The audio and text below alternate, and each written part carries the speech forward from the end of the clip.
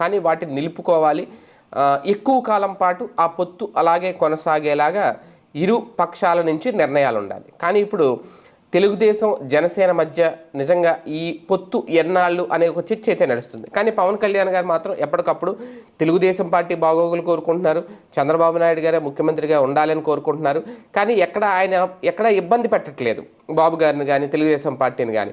నాకు ఇది కావాలి అది కావాలని పేచీలు పెట్టట్లేదు.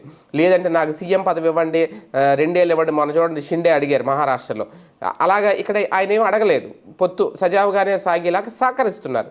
కానీ చంద్రబాబు నాయుడు గారు మాత్రం ఆయనకున్న రాజకీయ అనుభవం కానివ్వండి, రాజకీయ చాణక్యం కానివ్వండి, పొత్తులు ఏది పదిలం కాదు, ఇవాళ ఉండొచ్చు రేపు పోవచ్చు, తమ పార్టీని బలోపేతం చేసుకోవడానికి పార్టీని పదిలంగా చూసుకునే ప్రయత్నాలు అయితే మాత్రం చేస్తూ ఉంటారు. అందులో భాగంగానే కాపు సామాజిక వర్గానికి సంబంధించిన నాయకుల్ని ఆకర్షించే పని ఒకటైతే కాపు ఆపరేషన్ ఆకర్ష్ అనేది మొదలైంది.